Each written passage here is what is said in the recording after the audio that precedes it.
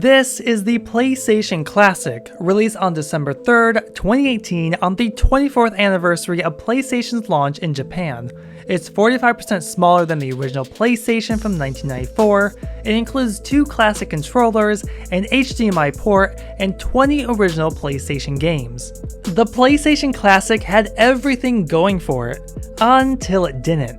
The PlayStation Classic bombed hard. It was that bad. Critics hated it, YouTube reviews roasted the console, it was clear the Classic had issues.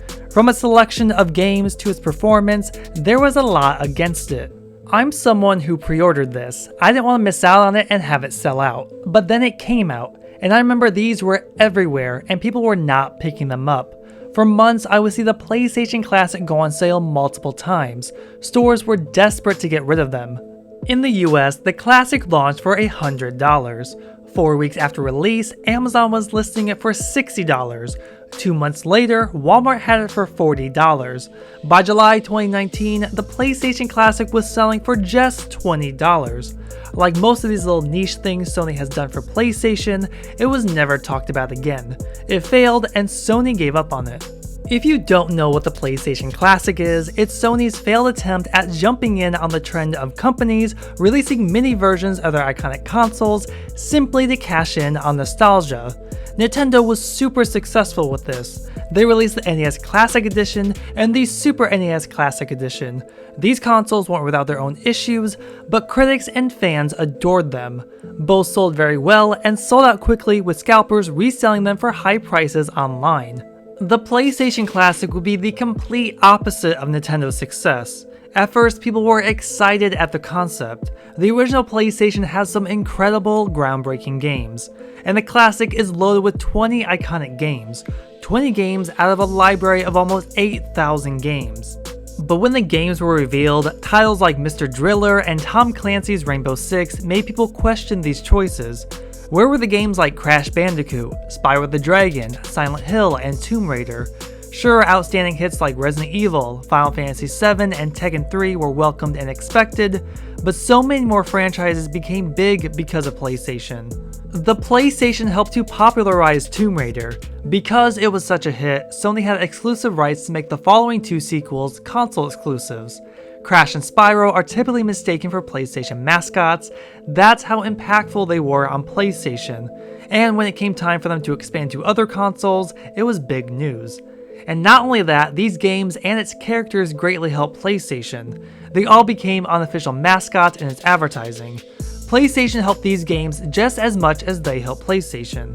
The PlayStation Classic should be a console that honors its legacy. These 20 games should scream iconic. Everyone should know what they are. Jumping Flash was the very first 3D platformer. Resident Evil helped to popularize the survival horror genre. Metal Gear Solid with its stealth was replicated for years to come.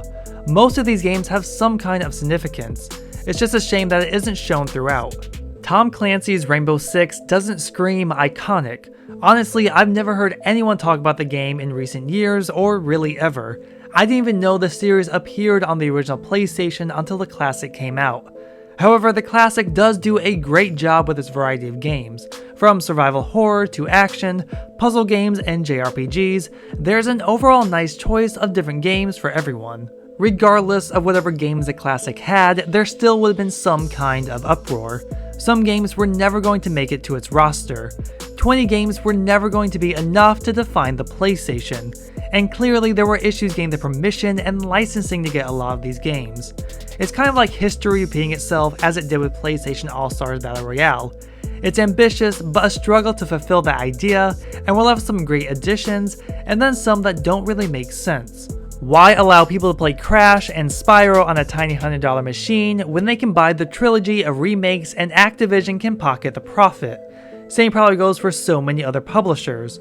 Why license out your games when you can do it and make so much more money? Even a standout like Parappa the Rapper is absent on the Classic, but makes sense when players can buy the remaster that was released a year prior on the PlayStation Store. If you look at it like this, some missing games are understandable, but not excusable for everything.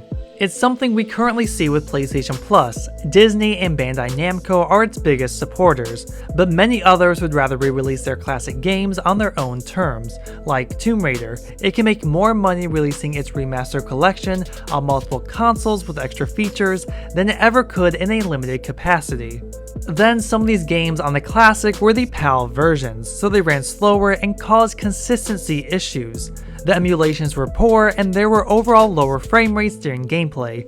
The controller wires were too short for comfort, and because they were the original controllers and lacked the later addition of analog sticks, a classic and revolutionary game like Ape Escape would be impossible to include. There's a lot of issues the classic has. But then one day, I was looking at the PlayStation Classic wondering, should I finally hook this up and play it? And then it hit me. A vast majority of the 20 games listed have been re-released on the PlayStation 4 and 5. In 2022, PlayStation finally merged PlayStation Plus and PlayStation Now into a bigger and better PlayStation Plus, and with that came the PS1 and PSP classics. Almost every month, Sony has been adding games to this program, with majority being first-party games. What's nice though is that you don't need to be a part of PlayStation Plus to play most of these games. A lot of them you can buy outright. And if you purchased these games previously on the PS3, PSP, or Vita, you get these PS1 classics for free. Honestly, if you can, that's the best and cheapest way to go. With that, so far we've had Siphon Filter, Twisted Metal, Intelligent Cube, Jumping Flash, and Wild Arms from Sony themselves, and from third parties we've had Mr. Driller, R4 Ridge Racer Type 4, Resident Evil Director's Cut, and Oddworld Abe's Odyssey, all re-released for PlayStation Plus. Years before this, Square Enix re-released Final Fantasy VII onto the PlayStation 4 in 2015 in anticipation for the upcoming remake. In 2022, Super Puzzle Fighter 2 Turbo was included in Capcom Fighting Collection and Capcom Arcade's Second Stadium. More recently, Konami included Metal Gear Solid as part of the Metal Gear Solid Master Collection Volume 1. And a lot of these include features like rewinding, quick saves, up-rendering, plus they all have trophies to unlock. I mean, it's so surreal to earn trophies for these classic games we all know. I wouldn't be surprised to see Destruction Derby and Cool Borders 2 later added, even Tekken 3 since Tekken 2 is available. Really, any first-party Sony games have a super solid chance at being re-released, so your favorites might be next.